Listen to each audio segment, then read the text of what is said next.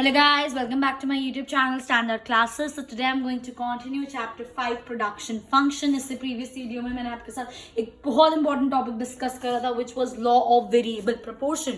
मैंने आपको last तक ये भी बताया था कि अगर ये question आएगा ही आएगा वैसे तो एग्जाम में, तो आपको इसको कैसे attempt करना है. अब उसी के आगे हम थोड़ा सा law of variable proportion के phases, हमने जो कल पढ़ा था डायग्राम उसको 3 पार्ट्स में डिवाइड करता, phase 1, phase 2, phase 3. अब उन्हीं को हम एक बार डिटेल में पढ़ने वाले हैं. कुछ फेवरेट क्वेश्चंस जो यूजुअली पूछे जाते हैं एग्जाम में वो पढ़ने वाले हैं. And then I will be discussing law of diminishing with you today. Okay, so let's get started. ठीक है, उससे पहले एक छोटा सा रिवीजन कर लेना. लास्ट क्लास में क्या पढ़ा था. लास्ट क्लास पे हम लोगों ने डायग्राम से, मैं आपको रिवाइज करवा देती हूँ क्योंकि उसी के बारे में हम पढ़ रहे हैं तो उसका रिविजन इज इंपॉर्टेंट. ठीक है, टीपी और एमपी का हमने लॉ ऑफ वेरिएबल प्रोपोर्शन में डायग्राम पढ़ा था. इनिशियली हमने क्या पढ़ा था, यहाँ पर आते हैं यूनिट्स ऑफ वेरिएबल फैक्टर, यहाँ पर भी आते हैं यूनिट्स ऑफ वेरिएबल फैक्टर, यहाँ पे टीपी और यहाँ पे एमपी. ये चीज लिखनी बहुत जरूरी है, अदरवाइज नहीं हो पाएगा आपका काम, मतलब नंबर कट जाएंगे. ठीक है, ओके. सो हमने क्या बोला था, जब टीपी इनिशियली, जब आपका फिक्स फैक्टर होता है वो भी अनयूटिलाइज है. फॉर एग्जांपल लैंड मैंने एग्जांपल लिया था. जब इनिशियली आप वेरिएबल फैक्टर उसके अंदर कंबाइन करते हो, जब इनिशियली फॉर एग्जांपल लेबर रखते हो लैंड के साथ, तब हमेशा आपकी जो प्रोडक्टिविटी है वो इंक्रीज होती है with increasing factor. Production increase with increasing factor, productivity increase with decreasing factor. ये मैं अपने प्रीवियस वीडियो में आपके साथ डिटेल में डिस्कस कर चुकी हूँ. ठीक है, तो इनिशियली क्या होता था, जब भी इंक्रीज विद इंक्रीजिंग फैक्टर, तो ये बनता था आपका, this is the shape. Then इसके बाद मैंने आपको कैसे ड्रॉ करने सिखाया था, अब यहां से लाइन खींच लो. ठीक है, ये हमारा फेज 1 हो गया. नेक्स्ट आपका टीपी इंक्रीज तो कर रहा है बट विद डिक्रीजिंग रेट, तो आपका ये हो गया सेकेंड फेज. देन फाइनली एक ऐसा पॉइंट आता है जब आपका टीपी क्या कर जाता है, फॉल. ठीक है, तो ये हो गया आपका टीपी. अब जब आपका टीपी इंक्रीज कर रहा है इंक्रीजिंग रेट से, आपका एमपी क्या करता है, राइज. जब आपका टीपी इंक्रीज करता है डिक्रीजिंग रेट से, आपका एमपी क्या करता है, फॉल. और जब आपका टीपी फॉल हो जाता है तो आपका एमपी क्या हो जाता है, नेगेटिव. ये चीज हम लोगों ने आपको कल बनानी सिखाई, इसकी डिटेल में एक एक चीज बताई, पॉइंट ऑफ इन्फ्लेक्शन बताया, सब कुछ डिस्कस करा. उसी को हम आगे थोड़ा सा पढ़ने वाले हैं गाइस. तो स्टार्टिंग विद फेज 1. फेज 1 हमारा कौन सा हो गया, ये वाला phase 1, when your TP increases with increasing rate. So your TP increases with, इसको यही रख देते हैं, विद इंक्रीजिंग रेट. ठीक है, in phase 1 every additional variable factor adds more and more to the total output. आप इस चीज को समझो. फेज 1 इनिशियली आपने कोई लैंड लिया, लैंड आपका फिक्स फैक्टर हो गया. अब लैंड की फॉर एग्जाम्पल उस लैंड पे मैक्सिमम काम कैपेसिटी है काम करने के लोगों की 50. ये एग्जाम्पल मैंने आपको अपनी लास्ट वीडियो में भी दिया था. 50 लोग उसमें मैक्सिमम काम कर सकते हैं. तो जब तक आपने एक लेबर रखा लैंड पे, 2 रखा, 3 रखा, 10 रखे, 15 रखे, 20 रखे, जब तक आप अपनी एक्चुअल कैपेसिटी तक 50 तक पहुंचते हो, तब तक वो क्या करता रहेगा, आपकी टोटल प्रोडक्शन हमेशा इंक्रीज होगी. क्योंकि हर लेबर आएगा वो अपनी एडिशनल प्रोडक्शन बढ़ाएगा, एक और लेबर आएगा वो अपनी एडिशनल प्रोडक्शन मतलब आपका जो मार्जिनल प्रोडक्ट है वो क्या करेगा, राइज करेगा. इसलिए टीपी इंक्रीज करता है आपका इंक्रीजिंग रेट से. इन फेज 1 एवरी एडिशनल जो भी आप वेरिएबल फैक्टर ऐड ऑन करोगे, आपके टोटल आउटपुट में वो हमेशा, एक लेबर लगाया उसने 10 यूनिट एक्स्ट्रा बनाए, उसके बाद आपने एक और लगाया उसने 11 यूनिट एक्स्ट्रा बनाए, एक और आप लेकर आए उसने 13 यूनिट एक्स्ट्रा बनाए. ठीक है, तभी तो होता है the TP increases with increasing factor. ये चीज मैं आपके साथ डिस्कस कर चुकी हूँ लास्ट वीडियो में, वही चीज को हम रिवाइज कर रहे हैं. तो इसलिए the quantity of variable input is less then the quantity of the fixed input. जो आपका फिक्स्ड फैक्टर होता है, जो आपका फिक्स, जैसे कि मैंने लैंड लिया, उस पे जितनी क्वांटिटी है, जैसे मैंने बोला मैक्सिमम 50 है, अगर 50 से कम रहती है या 50 तक पहुंच गई तो यहाँ पर आ गया. ठीक है, तब तक आपका प्रोडक्शन क्या करेगा, इंक्रीज करेगा, टीपी इंक्रीज करेगा विद इंक्रीजिंग रेट. इतनी बात समझ आ रही है मेरी. एक और एग्जांपल दे सकती हूँ मैं आपको मशीन का. फॉर एग्जांपल एक मशीन है, वो आपका फिक्स फैक्टर है. आप एक मशीन पे 4 लोग मैक्सिमम काम कर सकते हैं. तो जब आप एक जने को एम्प्लॉय करोगे मशीन के साथ, तब टीपी इंक्रीज करेगा इंक्रीजिंग रेट से. 2 को करोगे तब टीपी इंक्रीज करेगा इंक्रीजिंग रेट से. 3 को करोगे तब टीपी इंक्रीज करेगा इंक्रीजिंग रेट से. 4 को करोगे तब भी टीपी इंक्रीज करेगा इंक्रीजिंग रेट से. पर जैसे आप 5वां एम्प्लॉय कर दोगे, टीपी इंक्रीज तो होगा बट डिक्रीजिंग रेट से. फेज 1 क्लियर हुआ.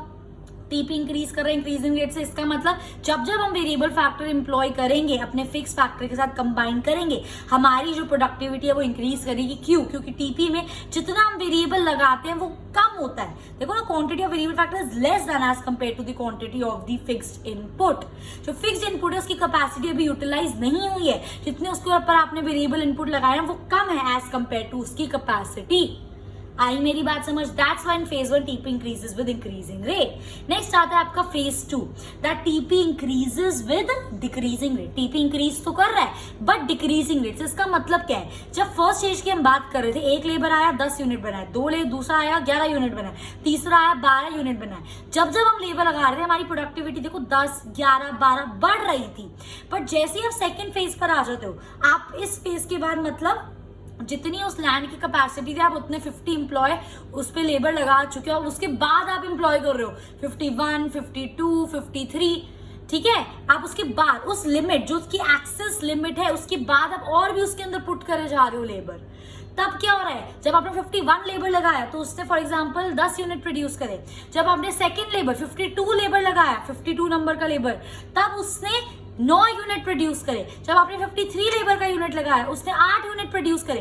कहने का मतलब ये फेज 1 में जब हम अपने फिक्स फैक्टर के साथ वेरिएबल फैक्टर को कंबाइन करते हैं, तब जितने से वो एक बंदा कंट्रीब्यूट करे, पहले ने 10 से करा, दूसरे ने 8 से करा, तीसरे ने 7 से करा, चौथे ने 6 से करा, कम हो रहा है। मतलब टीपी तो इंक्रीज हो रही है बट कम रेट से इंक्रीज हो रही है, डिक्रीजिंग रेट से इंक्रीज हो रही है। आई होप ये चीज समझ आ रही है।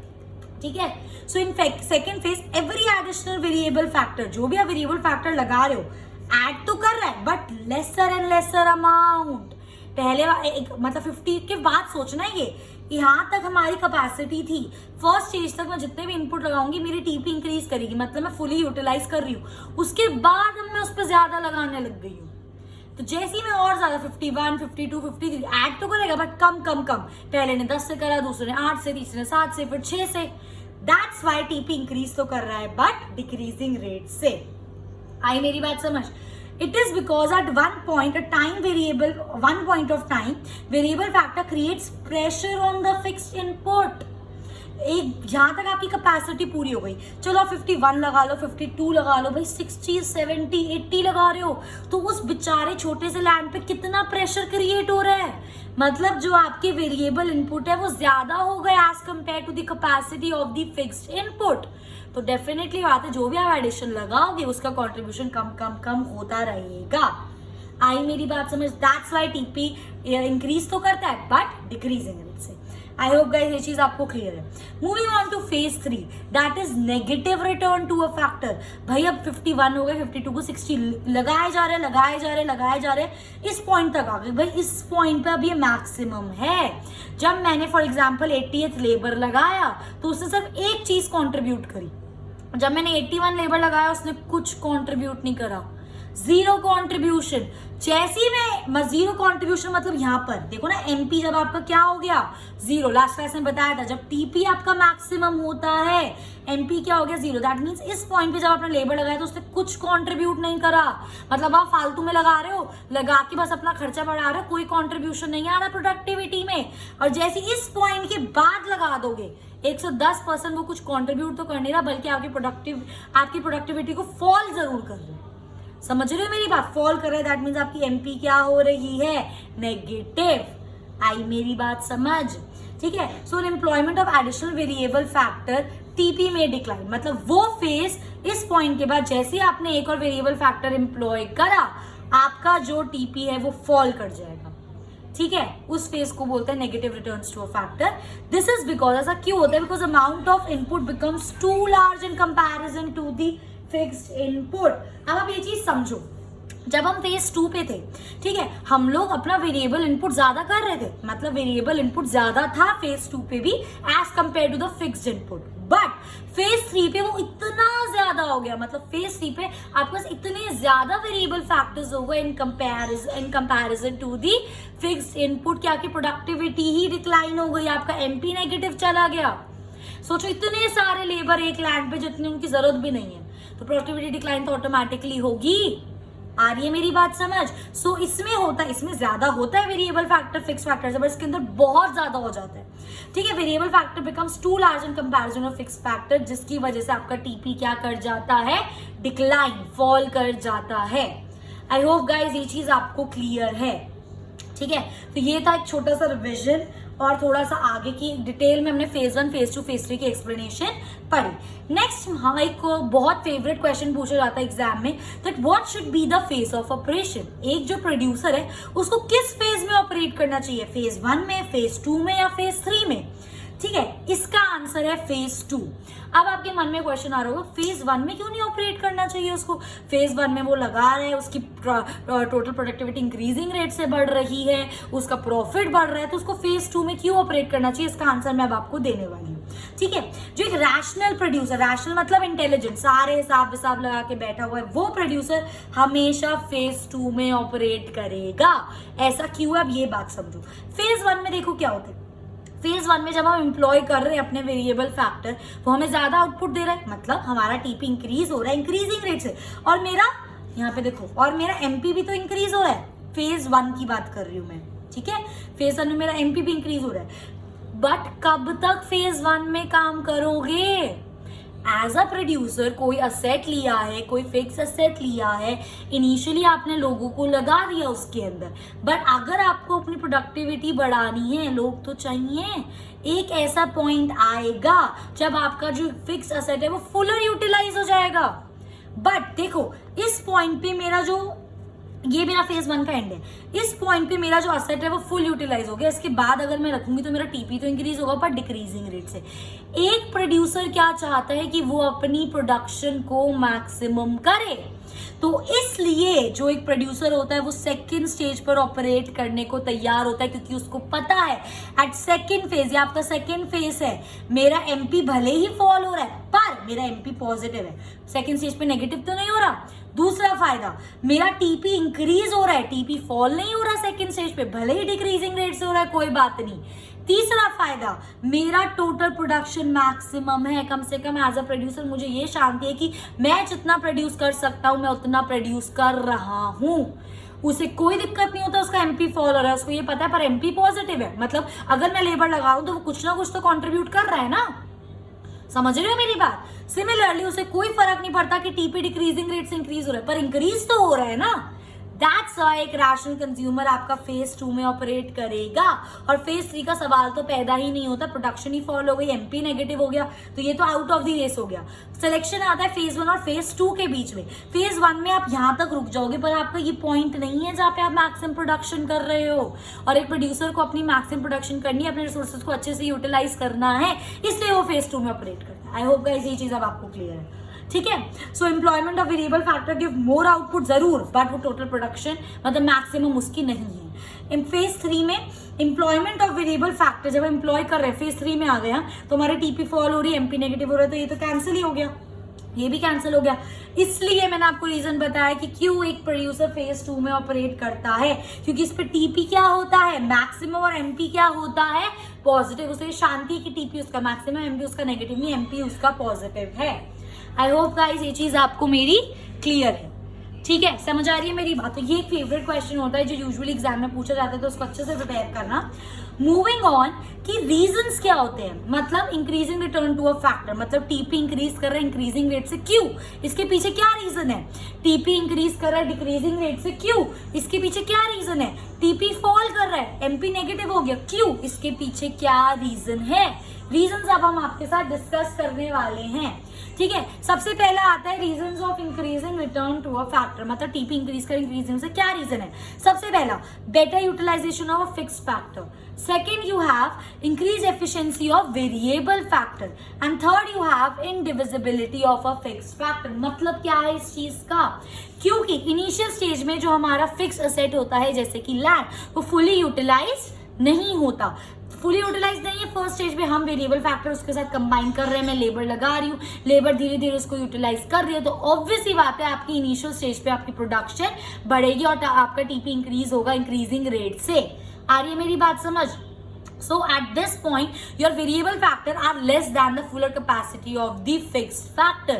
इसका मतलब क्या, आपका जो लैंड है, आपका जो फिक्स फैक्टर वो अभी फुली यूटिलाइज नहीं है. जैसे आप और वेरिएबल फैक्टर्स उस पर लगाओगे और लेबर उस पर लगाओगे, तब वो धीरे धीरे यूटिलाइज होगा और इनिशियल स्टेज पे वो आपको ज्यादा प्रोडक्टिविटी देगा. नेक्स्ट आता है आपका increase efficiency of variable factor. जो हमारे वेरिएबल फैक्टर मतलब लेबर्स हैं, अगर हम उनको अच्छे लेबर हायर करें, स्किल्ड और स्पेशलाइज लेबर हायर करें, तो ऑटोमेटिकली हमारी प्रोडक्शन बढ़ेगी. So specialise variable factor will definitely increase the productivity. Next you have indivisibility of a fixed factor. जो आपका फिक्स्ड फैक्टर होता है, आप उसको छोटे छोटे पार्ट्स में डिवाइड नहीं कर सकते हो. क्या आप प्लान को छोटे छोटे पार्ट्स में डिवाइड कर सकते हो? कर सकते हो, बट आपको उतनी प्रोडक्टिविटी नहीं देगा. क्या आप एक मशीन जो आपका फिक्स फैक्टर है उसको छोटे छोटे पार्ट्स में डिवाइड कर सकते हो? नो. तो fix factor are indivisible, they can't be divided into small parts. आप फिक्स फैक्टर को एज इट इज आपको यूज करना पड़ेगा और एक साथ बड़े लैंड या बड़ी मशीन को यूज करोगे यूजिंग द वेरिएबल फैक्टर, तो आपकी प्रोडक्टिविटी 110% बढ़ेगी. आई मेरी बात समझ? सो ये 3 रीजन है जिसकी वजह से हमारा टीपी इंक्रीज करता है इंक्रीजिंग रेट से. सेकंड आता है हमारा कि हमारा टीपी इंक्रीज करता है डिक्रीजिंग रेट से. क्यों? इसका क्या रीजन है? इसके 2 रीजन है. सबसे पहला ऑप्टिमम कॉम्बिनेशन ऑफ फैक्टर्स और दूसरा imperfect substitutes. Optimum combination of factors का क्या मतलब है? जैसा कि मैंने आपको बताया, एक लैंड पे 50 जन है, उसकी मैक्सिमम कैपेसिटी है, तो ये इसका ऑप्टिमम मतलब सबसे बेस्ट कॉम्बिनेशन है कि अगर मैं एक लैंड पे 50 लेबर्स लगाऊं, दैट इज 1:50. एक लैंड पे मैंने कितने लेबर लगाए? 50. तो ये मेरा बेस्ट रेशियो है, ऑप्टिमम सबसे बेस्ट कॉम्बिनेशन है. अगर मैं इस कॉम्बिनेशन को कम करती हूँ, मतलब मेरे पास अभी कैपेसिटी है और को अपने लैंड को यूटिलाइज करने की, पर अगर मैं इसको ज्यादा कर दूंगी, मतलब जो मेरा बेस्ट कॉम्बिनेशन था, फॉर एग्जाम्पल मैं 1:70 कर देती हूँ, तो टीपी तो बढ़ेगा पर डिक्रीजिंग रेट से. देखो ना, जो आपकी लैंड की कैपेसिटी थी उससे ज्यादा यूटिलाइज हो रहा है. समझ रहे हो मेरी बात? So there is a optimum combination of variable and fixed factor at which TP is maximum. एक ऐसा आपका कॉम्बिनेशन आता है 50 के बाद 170 और मे बी 180 ले लो, पर जैसी 181 मतलब 81th लेबर आप लगा लोगे ना, आपका टीपी फॉल कर जाएगा. दैट मीन्स ये एक आपका ऐसा कॉम्बिनेशन है जिसपे आपका टीपी क्या है? मैक्सिमम. भले ही टीपी इंक्रीज हो रहा हो डिक्रीजिंग रेट से. आ रही है मेरी बात समझ? नेक्स्ट आता है इम्परफेक्ट सब्स्टिट्यूट. जो फिक्स्ड और वेरिएबल फैक्टर्स होते हैं ना, वो एक दूसरे के सब्स्टिट्यूट नहीं होते. ठीक है, आप कैसे लैंड की जगह लेबर और लेबर की जगह लैंड को यूज कर सकते हो? कुछ टाइम तक ऐसा माना जाता है कि फॉर एग्जांपल लैंड और कैपिटल, लेबर और कैपिटल ले लूं मैं. लेबर क्या है मेरा फिक्स वेरिएबल फैक्टर और कैपिटल क्या है मेरा fix factor.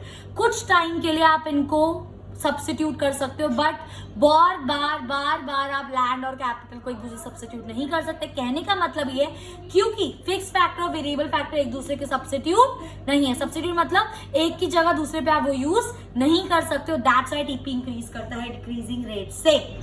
They can be substituted till a certain limit. एक लिमिट तक, बियॉन्ड इस लिमिट पे जाओगे तो आपका टीपी क्या करेगा? इंक्रीज तो करेगा पर डिक्रीजिंग रेट से. आई मेरी बात समझ?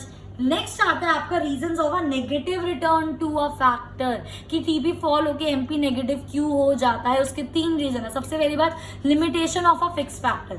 सबसे बड़ी लिमिटेशन है, जैसा कि हम शॉर्ट रन के बारे में पढ़ रहे हैं, मैंने आपको बताया अगर शॉर्ट रन में आपको अपना आउटपुट इंक्रीज करना है तो आपको वेरिएबल फैक्टर को इंक्रीज करना पड़ेगा. फिक्स फैक्टर के साथ आप छेड़छाड़ नहीं कर सकते. तो ये एक लिमिटेशन है. अगर मैं फिक्स फैक्टर को भी बढ़ा पाती अपने आउटपुट के साथ, तो मे बी मेरा टीपी कभी फॉल ही नहीं होता. So as some fix factor can't be increase with increase in variable factor. अगर वेरिएबल फैक्टर इंक्रीज कर रहे हो, देखो एक लैंड पे 50 जन 80 जन है, अगर मैं एक लैंड के यही 2 लैंड कर देती तो मेरी प्रोडक्टिविटी फॉल ही नहीं होती, क्योंकि एक लैंड में मैंने जरूरत से ज्यादा जने लगा ली, इसलिए तो प्रोडक्टिविटी फॉल हुई. आ रही मेरी बात समझ? जैसे आप अपने वेरिएबल फैक्टर्स बढ़ाए जा रहे हो, क्योंकि आप अपने फिक्स फैक्टर्स को नहीं बढ़ा सकते, इसलिए आपका एक पॉइंट के बाद टीपी क्या कर जाता है? फॉल कर जाता है. This leads to negative return to a factor. Next you have poor coordination between variable and fix factor. Initially जब आप लेबर लगा रहे थे अपने लैंड पे, तब तो बड़ा अच्छा कोऑर्डिनेशन चल रहा था, पर जब जरूरत से ज्यादा लगा दोगे, जितने लोगों की जरूरत भी नहीं है, मतलब एक ऐसा पॉइंट आ गया, जैसे 80 में मैंने बताया कि आपने लगाया, उसने 0 कुछ एडिशन नहीं लेके आया, वो जैसे आप 81 लगा दोगे तो वो नेगेटिव ही तो जाएगा. मतलब बेसिकली कहने का मतलब ये कि जितने ज्यादा लोग लगा देते हैं तो फिक्स फैक्टर का एक तरीके से निचोड़ निकल जाता है. तो फिक्स फैक्टर बिल्कुल भी कोऑर्डिनेट नहीं कर पाता वेरिएबल फैक्टर से, क्योंकि उसके पास इतनी कैपेसिटी ही नहीं बचती, जिसकी वजह से टीपी क्या कर जाता है, फॉल कर जाता है. So when variable factor are excessive on fixed factor, जरूरत से ज्यादा, it leads to poor coordination, thus output decrease instead of increasing. Last आता है decrease in efficiency of variable factor. पता है क्या होता है, जरूरत से ज्यादा जब आप लोग एक लैंड पे लगाना, लोग सोचेंगे भाई इसने वो काम कर दिया, मेरी जरूरत ही क्या है यहाँ पर. मतलब ऐसा लोगों का एटीट्यूड हो जाता है, क्योंकि एक्चुअली में आपने जरूरत से ज्यादा लोग लगा दिए तो उनका एक्चुअली में लैंड पर काम क्या है, तो उन लोगों की एफिशिएंसी क्या हो जाती है, ऑटोमेटिकली कम. जो आपकी लेबर होती है वो अब अच्छे से अपना 100% नहीं दे पाते हैं, जिसकी वजह से आपका टीपी क्या हो जाता है, फॉल कर जाता है. So more and more employment of variable factor leads to decrease in efficiency and specialization. I hope guys ये चीज आपको क्लियर है, आपको ये चीज पता होनी चाहिए. तो these were the reasons of first phase, second phase and third phase. In this video I'll be discussing एक छोटा सा important topic with you guys, that is law of diminishing return.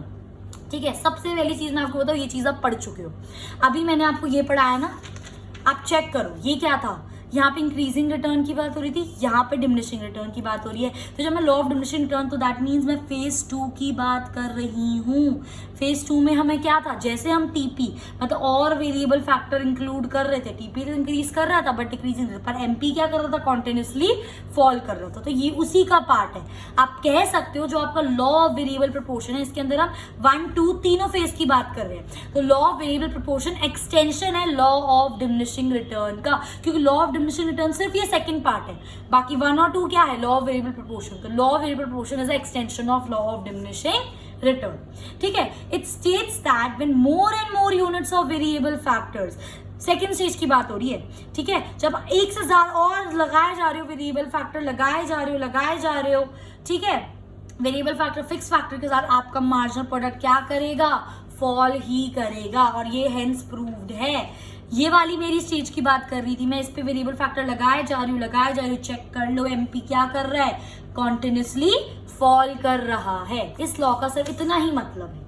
ठीक है, when more and more variable factors are combined with the fixed factor, जो आपका marginal product है, that means additional product है, वो आपका क्या करेगा, फॉल करेगा. आप उसको स्केड्यूल से भी चेक कर सकते हो. ये आपका फिक्स्ड फैक्टर है, ये आपका वेरिएबल फैक्टर है. देखो पहले 1 वेरिएबल तो एमपी कितना था, 12. जब दूसरा लगाया तो 10 हो गया, तीसरा लगाया तो 8 हो गया, चौथा लगाया तो 6 हो गया. तो कॉन्टिन्यूसली जैसे मैं अपने वेरिएबल फैक्टर लगाए जा रही हूँ, मेरा एमपी क्या हो रहा है, फॉल. ये होता है इसका मतलब. और सिमिलरली मैंने यहाँ पर सिर्फ और सिर्फ ये वाला डायग्राम बनाया, इतना, सिर्फ इतना पार्ट ये एमपी का बनाना है, जिसमें एमपी क्या कर रहा है, आपका फॉल. आई मेरी बात समझते हो. अगर लॉ ऑफ डिमिनिशिंग रिटर्न आपका एग्जाम में आता है तो आप डेफिनेशन लिखोगे, स्केड्यूल लिखोगे, डायग्राम बनाओगे और 1-2 लाइन डायग्राम के नीचे एक्सप्लेन कर देना. क्लियर. सो ये हो गया मेरा law of diminishing return.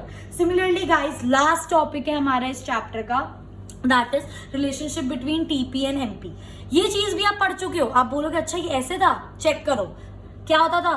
First stage में टीपी इंक्रीज कर रहा है हमारा इंक्रीजिंग रेट से, लाइन बनाएंगे. फिर टीपी इंक्रीज कर रहा है डिक्रीजिंग रेट से, मैक्सिमम हो गया, लाइन बना दो. और अब टीपी क्या कर गया, फॉल. जब टीपी इंक्रीज कर रहा है इंक्रीजिंग रेट से, एमपी क्या कर रहा है, राइज. जब टीपी इंक्रीज कर रहा है डिक्रीजिंग रेट से, एमपी क्या कर रहा है, फॉल. जब टीपी मैक्सिमम है, एमपी क्या है, 0. जब टीपी फॉल हो गया, एमपी क्या हो गया, नेगेटिव. बड़े होशियार हो गए हो. बस यही तो रिलेशन है. कहने का मतलब क्या है, जब टीपी इंक्रीज हो रहा है आपका इंक्रीजिंग रेट से, तब आपका एमपी क्या कर रहा है, एमपी ऑल्सो इंक्रीजेस. जब आपका टीपी इंक्रीज हो रहा है डिक्रीजिंग रेट से, जब आपका टीपी इंक्रीज हो रहा है डिक्रीजिंग रेट से, तब आपका एमपी क्या होता है, फॉल. जब आपका टीपी मैक्सिमम है तो आपका एमपी क्या होता है, 0. और जब आपका टीपी फॉल कर जाता है तब आपका एमपी क्या हो जाता है, नेगेटिव. बस यही 4 रिलेशन है. टीपी इंक्रीजिंग रेट से MP increases, TP decreasing rate से MP decreases, TP maximum MP 0, TP fall MP negative. बात खत्म. बस यही रिलेशन आपको याद रखना है. ये चीज आपको पहले से आती थी. एक जो नई चीज आपके लिए है, that is relationship between AP and MP. What is AP, average product में बता चुकी हूँ. टोटल जितना प्रोडक्शन हुआ उसमें एक वेरिएबल फैक्टर कितना कॉन्ट्रीब्यूट कर रहा है. ठीक है, तो इस चीज को ना बहुत ध्यान से समझना. पहले मैं इसमें समझा देती हूँ ये चीज, वरना आपको ड्रॉ करना नहीं आएगा. एग्जाम में ड्रॉ करना भी बहुत ज्यादा इंपॉर्टेंट है. ठीक है, यहाँ पर हम बात कर रहे हैं यूनिट्स ऑफ वेरिएबल फैक्टर की, और यहाँ पे मैं बात कर रही हूँ एमपी और एपी की. ध्यान से देखना, जब मेरा एमपी इंक्रीज कर रहा है, जब मेरा एमपी इंक्रीज कर रहा है तब मेरा एपी, ये नीचे वाला एपी है, एपी भी इंक्रीज करेगा, ठीक है। जब मेरा एमपी फॉल हो गया, जब मेरा एमपी फॉल हो गया, ठीक है, अब देखो फॉल यहाँ पर हो रहा है, एपी अभी भी हल्का सा इंक्रीज कर रहा है, ध्यान से चेक करो, मेरा एमपी यहाँ तक राइज हुआ, फिर यहाँ से फॉल फॉल फॉल होके नेगेटिव। अब जब आपका एमपी राइज हो रहा था, एपी राइज हो रहा था, अब देखो इस पॉइंट के बाद आपका जो एमपी है वो फॉल हो गया, बट एपी अभी भी हल्का सा राइज कर रहा है, हल्का सा राइज होके यहाँ पर आता है वो, फिर इस पॉइंट के बाद वो फॉल होता है। बात समझ रहे हो, क्या बोलने की कोशिश कर रही हूँ, फिर से समझो, जब मेरा एमपी राइज हो रहा है तब मेरा एपी राइज हो रहा है, जब मेरा एमपी फॉल हो रहा है, आपका एकदम से एपी फॉल नहीं करेगा, आपका एपी हल्का सा तब भी राइज करेगा। इस चीज को समझो, ये आपके पॉइंट डिफरेंट होने चाहिए। ये मेरा एमपी यहाँ तक था, यहाँ से फॉल होने लग गया, पर ये जो मेरा एपी है वो अभी यहाँ पर हो रहा है, फिर अभी भी हल्का सा राइज होकर फिर यहाँ पर आ रहा है। आपको भी ऐसे ही ड्रॉ करना है, वरना गलत हो जाएगा। बच्चे क्या करते हैं, ये हो गया उनका एमपी, यहाँ पे फॉल कर गया वो, तो ये हो गया एपी और यहाँ से वो इसको फॉल करा देते हैं, गलत हो जाएगा। इस चीज का ध्यान रखो, जब एमपी फॉल होना स्टार्ट हो गया, एपी हल्का सा अभी भी राइज ही कर रहा था, फिर उसके बाद जब वो इंटरसेक्ट हुआ तब वो फॉल कर रहा है। ये चीज ध्यान रखनी है ड्रॉ करते हैं, ठीक है। तो यही चीज मैंने यहाँ पर करी। अगर मेरा एमपी इंक्रीज हो रहा है, देखो ये रेड वाला मेरा एमपी है और पर्पल वाला मेरा एपी है, एमपी इंक्रीज हुआ एकदम से फिर फॉल हो गया, इसका मतलब अब जब एमपी इंक्रीज होगा तो एपी भी इंक्रीज होगा। पर देखो यहाँ पर चेक करो, एमपी एकदम से फॉल हो गया पर एपी हल्का सा अभी भी इंक्रीज कर रहा है। इस पॉइंट पे क्या हो गया, MP is equals to AP। अब आपका MP फॉल हो रहा है तो AP भी आपका फॉल हो रहा है। तो क्या रिलेशन हुआ, जब आपका MP राइज करता है आपका AP भी क्या करता है, राइज करता है, ठीक है। और जब आपका जब आपका AP मैक्सिमम पॉइंट पे होता है, मतलब ये वाला पॉइंट चेक करो, जब आपका AP मैक्सिमम पॉइंट पर है, MP उसको क्या कर देता है, कट कर देता है। इस पॉइंट पे क्या हो जाता है, MP is equals to AP। बात समझ रहे हो मेरी क्या बोल रही हूँ। जैसे मेरा MP फॉल हो जाता है, मेरा AP भी क्या हो जाता है, फॉल हो जाता है। पर एक चीज ध्यान रखना, MP फॉल होके आपका नेगेटिव हो सकता है, पर AP फॉल होके आपका हमेशा पॉजिटिव ही रहेगा।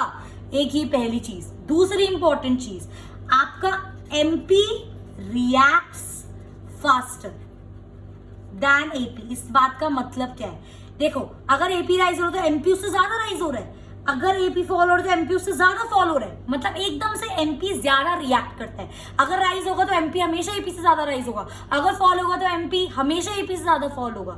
मतलब MP AP से ज्यादा रिएक्ट करता है, ज्यादा जल्दी रिएक्ट करता है। आई होप गाइस ये चीज आपको क्लियर है। ये डायग्राम बिल्कुल ऐसी बनाना, ये फॉल होने लग जाएगा MP बट हल्का सा AP अभी भी राइज करेगा, फिर ये बनेगा।